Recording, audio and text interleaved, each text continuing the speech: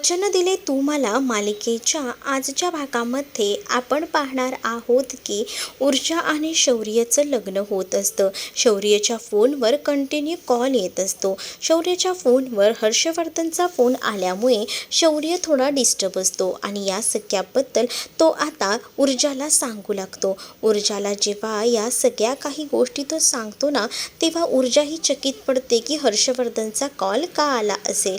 मग त्याच वेळेला खरं तर आता हर्षवर्धनचा कॉल आला आहे ना, दे मी बोलते त्याच्याशी असं बोलून आजी शौर्याच्या हातातनं फोन काढून घेते.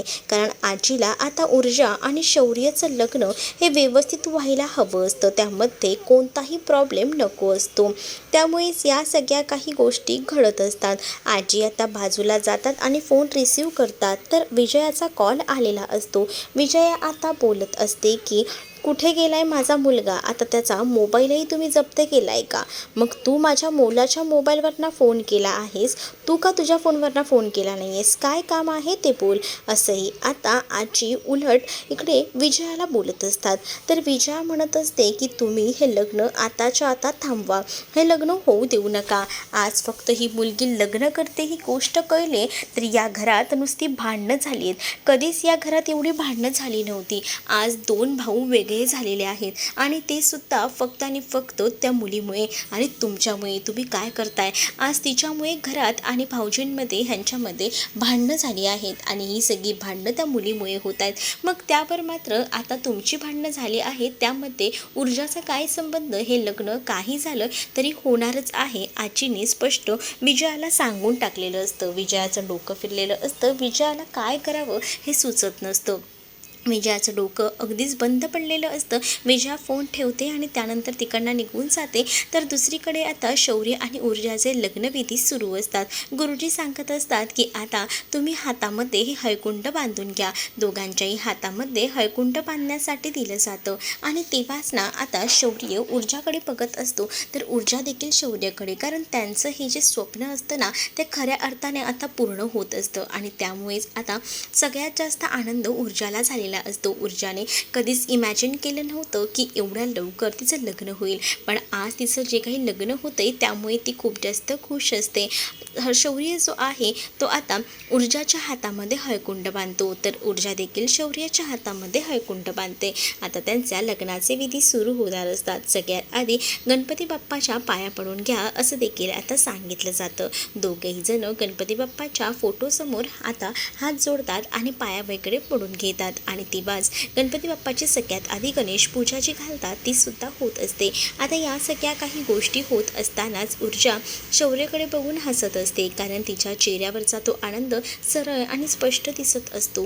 तर दुसरीकडे मात्र आता शौर्य आणि ऊर्जाचं लग्न होत असतं, पण घरामध्ये आता वाद होत असतात. पण दुसरीकडे दिव्याने मात्र चांगलंच आता मीठ मसाला लावून गोष्टी सांगितलेल्या असतात. म्हणजेच ऊर्जाने आता कान भरलेले असतात या अर्पिताचे आणि ती म्हणते की ते सगळं काही ना जबरदस्ती होतंय. तुला माहीत नाही ती ऊर्जा कशी आहे, ती एक नंबरची चापलूस आहे. ती घरात घुसायला बघते, ती ना पक्की पोचलेली आहे. ती जरी माझी बहीण असली तरीसुद्धा तिचा सगळा स्वभाव ना मला माहिती आहे आणि ती त्या घरात लग्न करून यायला नको. म्हणूनच मी तुला सांगते, कारण त्या घरात लग्न करून फक्त तूच येऊ शकतेस. या भाषेतच आता इकडे दिव्या अर्पिताला बोलून भडकवत असते आणि म्हणत असते की हे तर काहीच नाही.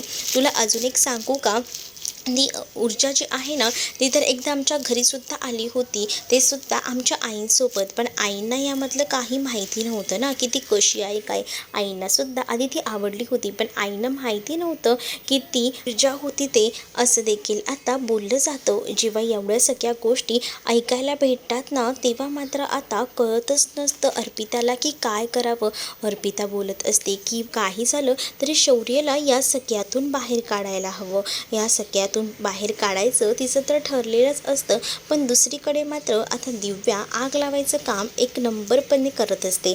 म्हणजे तिला ही भांडणं वगैरे पूर्ण लावायची असतात आणि ती लावून तिला आता बरं वाटत असतं. आणि अर्पिता म्हणत असते पण आता शौर्य माझा कधीच होणार नाही आहे ना.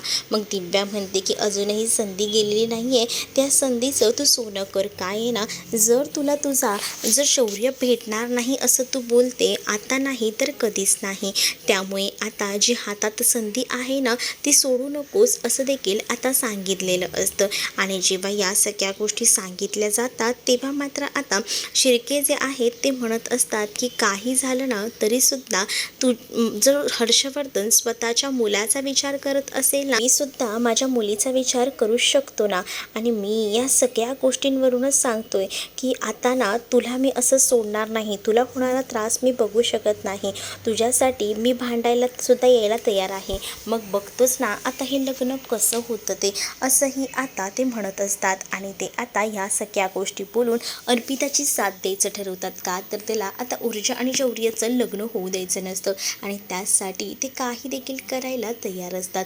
दुसरीकडे आता त्यांनी प्लॅनिंग केलेलं असतं. दिव्या म्हणते ते अगदी बरोबर आहे, एकदा काही संधी सोडलीस, हातातनं सगळंच गेलं तर तुला काहीच भेटणार नाही, तुझा शौर्य कधीच होऊ शकत नाही, कारण एकदा काही लग्न झालं की सगळ्याच गोष्टी संपल्या, असं देखील आता इकडे शिर्के हे अर्पिताला बोलत असतात. पण मी माझ्या मुलीला असं दुःखात बघू शकत नाही असंही शिर्के बोलतात. आणि हे लग्न मी होऊ देणार नाही, आत्ताच्या जाऊन आपण ते लग्न थांबवूया असंही आता त्यांचं बोलणं सुरू असतं. आपल्याला मात्र या सगळ्याचा खूप जास्त आनंद झालेला असतो. दिव्या मात्र आता खूप जास्त खुश असते आणि ती म्हणत असते की मी तर या क्षणाची आतुरतेने वाट बघत होती आणि तो क्षण अखेरीस आलाय तर म्हणजे खऱ्या अर्थानं आता ती सुखकर झालेली असते.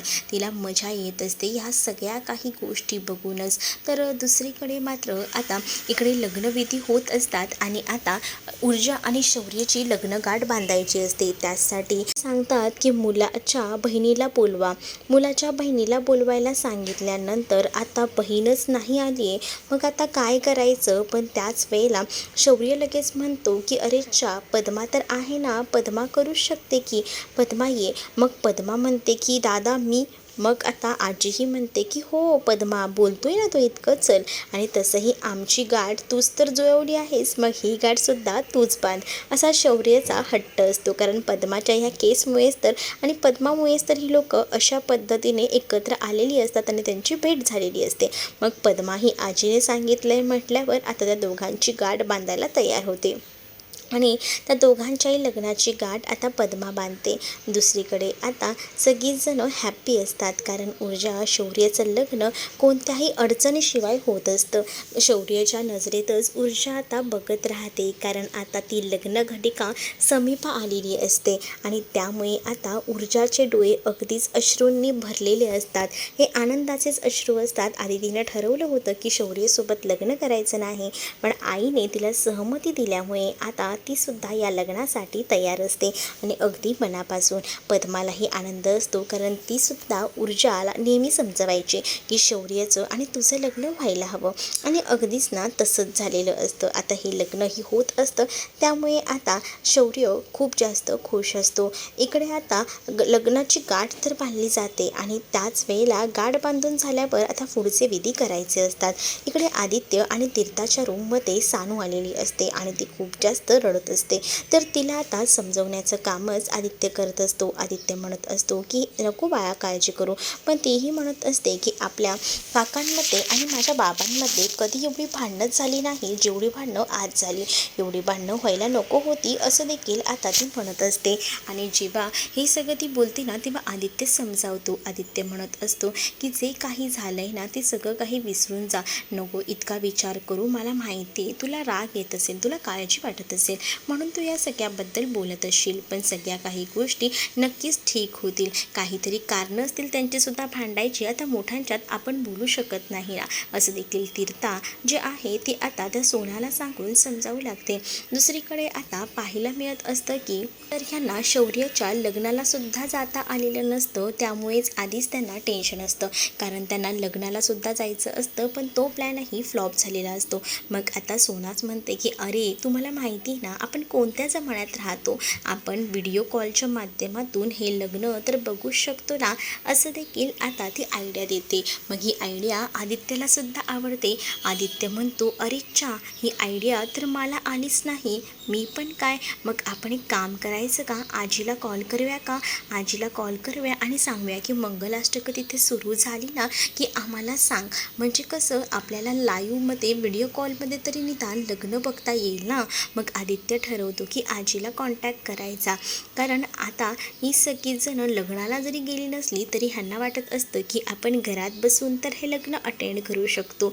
मग आता या सोन्याच्या आयडियामुळे ना आदित्यसुद्धा एकदम खुश असतो. तो म्हणत असतो की एवढा वेळ झाला आम्हाला कसं हे सुचलं नाही. आजीला आता आदित्यने कॉल केलेला असतो आणि आदित्य आजीला विचारतो की आजी, लग्न लागलं आहे का. तर आजी नाही असं म्हणते. आजीने नाही म्हटल्याबरोबर मग आता आदित्य म्हणतो, जेव्हा मंगलाष्टका सुरू होतील ना, मंगळसूत्र घालायची वेळ असेल ना, तेव्हा मला तू व्हिडिओ कॉल कर, कारण आम्हालासुद्धा हे लग्न बघायचं आहे, असंही आता आदित्यने सांगितलेलं असतं. आजी म्हणते की बरं ठीक आहे. इथे आता लग्नाचे विधी सुरूच असतात. म्हणजे गुरुजी एक एक जसं सांगत असतात ना, तसं आता ऊर्जा आणि शौर्य त्या वनमध्ये एक एक करून लाकूड सोडत असतात आणि त्यांचं आता हे सगळ्या विधी सुरूच असतात. आणि त्यानंतर आता मंगळसूत्र घालायचे विधीसुद्धा अगदीच जवळ आलेले असतात. शौर्य आणि ऊर्जा दोघंही जण आता नवरा बायको म्हणून पुढचा प्रवास करणार असतात. त्यामुळे आता दोघांची नजर एकमेकांना भिडलेली असते. गुरुजी ज्या पद्धतीने सांगत असतात की तूप सोडा, हे सोडा, तसं सगळ्या काही गोष्टी होत असतात. मग आता या गोष्टी होत असताना चाळीतले इतरही मंडळी खुश असतात, कारण शौर्य आणि ऊर्जाचं लग्न व्हावं हे काकूलासुद्धा वाटत होतं अगदी मनापासून, आणि अगदी तसंच झालेलं होतं. दुसरीकडे विजया संतापलेली असते. विजया आता हर्षवर्धनला म्हणत असते की तुम्ही कोणत्याच गोष्टी सिरियस घेणार नाही आहात का, तर तसं मला सांगा, का तुम्ही असं करताय. तो लग्न करून घरी आल्यानंतर तुम्ही शांत बसणार आहात का. नाही, तसं होणार नाही आहे. काय तसं होणार नाही आहे, तुम्ही बघितलं का, आतासुद्धा तुम्ही त्याला एवढं सगळ्या गोष्टी सांगितल्या तरीसुद्धा तुमचं कोणतं बोलणं ऐकलं हो, त्याला काही फरक पडत नाही आहे. त्याला तुम्ही सांगितलं की तुमच्यासोबत संबंध ठेवायचा नाही, तरीसुद्धा बघितलं का, त्याला काही फरक पडला नाही. तो एकाही शब्दाने तुम्हाला काहीच बोलला नाही. ला तुम्ही जरी बोलत नसलात ना, त्याचा काही फरक पडत नाही आहे बघा, असंही आता म्हटलं जातं. पण दुसरीकडे विजयाला हर्षवर्धन शांत राहायला सांगत असतात. हर्षवर्धन विजयाला सांगत असतात की अगं, तू नको ह्या सगळ्या गोष्टीचा विचार करत बसू. मी काय सांगतो ऐक, काही उपयोग होणार नाही आहे. जरी तो लग्न करून आला ना, तरीसुद्धा मी काही त्याला घरात घेणार नाही आहे, असं देखील आता हर्षवर्धन रागारागात बोलत असतात. हर्षवर्धनचे या सगळ्या काही गोष्टी बोलतात ना, तेव्हा मात्र विजया जी आहे ती वैतागलेली असते. ती म्हणते की तुम्हाला एवढं सगळं सांगूनसुद्धा समजत नाही आहे, तर आता मी काय बोलू. दिव्या आता दबक्या पावलाने घरी आलेली असते आणि म्हणत असते की बरं झालं कोणाला कळलं नाही की मी घरात नव्हती, ते बरं झालं आता आली आहे मी. पण इकडे हर्षवर्धन आणि विजयाची भांडणं होतात. त्या दोघांचंही म्हणणं एकमेकांना पटत नसतं. विजयाचं म्हणणं असं असतं की आपण तिथे जाऊन लग्न थांबवूया, पण हर्षवर्धन या सगळ्याला ऐकत नसतो. हर्षवर्धनने सांगितलेलं असतं की तो जरी लग्न करून आला तरी मी तिला या घराचा उंबरठा ओलांडू देणार नाही आहे, त्या मुलीला घरी घेऊन देणार नाही आहे, असंही आता हर्षवर्धन बोलत असतो. इकडे आता मंगळसूत्र घालायचे विधी जवळ आलेले असतात. शौर्याच्या हातामध्ये मंगळसूत्र असतं आणि शौर्य त्या मंगळसूत्रामध्ये आता हळद आणि कुंकू त्या वाटीमध्ये तो भरत असतो. तेवढ्यातच अर्पिता इकडे लग्न मंडपामध्ये यायला निघालेली असते. शौर्य आणि ऊर्जाच्या लग्नाचा बॅनर बाहेर लावलेला असतो. तो बॅनरच आता ती बघत असते. तो बॅनर बघितल्यानंतर खूप जास्त राग येत असतो. दुसरीकडे शौर्य ऊर्जाच्या नावाचं मंगळसूत्र हातात घेतो आणि तो आता तिच्याकडे बघत असतो. तर ऊर्जाचे डोळेसुद्धा अगदीच पाण्यानं भरलेले असतात, कारण आज खऱ्या अर्थानं ती शौर्याची कायमची होणार असते. मंगळसूत्र गळ्यात पडलं की आता शौर्य ऊर्जाच्या गळ्यात मंगळसूत्र घालणार, तेच तिकडे शिर्के येतात आणि शिर्के हे लग्न थांबवतात. लग्न थांबवल्याबरोबर आता इकडे शौर्य ऊर्जा हे बघतच राहतात की कोण आला आहे, का लग्न थांबवलं आहे, हा मोठा प्रश्न असतो. तर शौर्य जेव्हा बघतो तेव्हा समोर बघितल्यानंतर त्याच्या लक्षात येतं की इथे तर शिर्के आले आहेत आणि सोबत अर्पितासुद्धा. अर्पिताही म्हणत असते की हे लग्न मी होऊ देणार नाही. अर्पिताने असं म्हटल्याबरोबर शौर्य म्हणतो की हे सगळं काय चाललं आहे. तर अर्पिता म्हणते की शौर्य, तू मला फसवतोयस, आपलं ठरलं होतं ना, मग तू या सगळ्या काही गोष्टी कशा काय विसरू शकतोस. तर शौर्य आता अर्पिताला म्हणतो की काय अर्पिता, हे सगळं तू काय बोलतेस, या आधीसुद्धा ज्या काही गोष्टी आहेत त्या सगळ्या मी तुला सांगितल्या आहेत आणि मग आता तू हे सगळं नवीनच काय काढलं. त्यावर मात्र आता ती म्हणत असते की मला ना तुझं काही ऐकायचं नाही आहे. तू हे लग्नच का करतोय. नाही, हे तू लग्न नाही करू शकत, कारण तू माझ्यासोबत लग्न करणार होता. माझ्यासोबत लग्नाची काही तू स्वप्न पाहिली आहेस, मग आता त्याचं काय. मग शौर्य म्हणतो की अर्पिता, हे सगळं तू काय बोलतेस, आपलं या आधीच ठरलं आहे की आपलं तसं काहीसुद्धा नाही आहे. म्हणजे मी तुला स्पष्ट सांगितलं होतं की माझं खरं तर प्रेम आहे ऊर्जावर आणि ते सगळं बोलल्यानंतरच मी पुढचं पाऊल उचललं आहे आणि मग तू असं सगळं कसं काय बोलू शकतेस, असं देखील आता बोललं जातं. जेव्हा आता या सगळ्या काही गोष्टी बोलल्या जातात ना, तेव्हा मात्र आता अर्पिता ही स्टेजवर येते. अर्पिता स्टेजवर येऊन धुमाकूळ घालत असते आणि अर्पिता जेव्हा तिथे येऊन असं सगळं काही बोलते तेव्हा शिर्केही मध्येच येतात आणि शिर्केही म्हणत असतात की हे सगळं काय चाललंय, हे सगळं आताच्या आता थांबायला हवं. त्यावर आजी म्हणते की काय चाललंय शिर्के, म्हणजे हे लग्न चाललंय, तुम्हाला दिसत नाही आहे का, आपलं ठरलं होतं ना ऑलरेडी, मग तुम्ही या सगळ्यामध्ये मध्ये काय येत आहेत. इकडे आता विजयाला राग येत असतो आणि विजया आता स्वतःला संपवायचा प्रयत्न करत असते. चाकू हातात घेते. चाकू हातात घेऊन ती आपल्या हातावर वार करत असते. त्यातच दिव्या तिला थांबवत असते आणि आई, हे सगळं तुम्ही काय करताय, प्लीज प्लीज थांबवा हे सगळं काही, असं देखील आता ती म्हणत असते. जेव्हा या सगळ्या काही गोष्टी बोलून ती थांबवायचा प्रयत्न करत असते तेव्हा आतमध्ये आदित्य आणि त्याचसोबत तीर्थ बसलेले असतात. तर त्यांना सुद्धा आवाज जातो आणि मग ते लोकही म्हणतात की काय झालं आहे. इकडे आता विजयाला सहन होत नसतं की तिच्या घरची सून ही आता ऊर्जा होणार आहे, या गोष्टीच मुळात सहन होत नसतात. आदित्यला आवाज आलेला असतो आणि त्यामुळे आदित्यसुद्धा आता लगेचच हॉलमध्ये जायला निघतो, कारण आई आणि दिव्याचा असा ओरडण्याचा आवाज आल्यामुळे समजत नसतं. हर्षवर्धनही तेच विचार करून लगेच खाली जातो. तर विजयाने स्वतःच्या हाताची नस कापायला घेतलेली असते. दिव्या ह्या सगळ्यामध्ये थांबवत असते. आई, हे सगळं करू नका असं म्हणत असते, कारण विजयाचं बोलणं कोण ऐकत नसतं, त्यामुळे विजयाचा नुसता संताप होत असतो.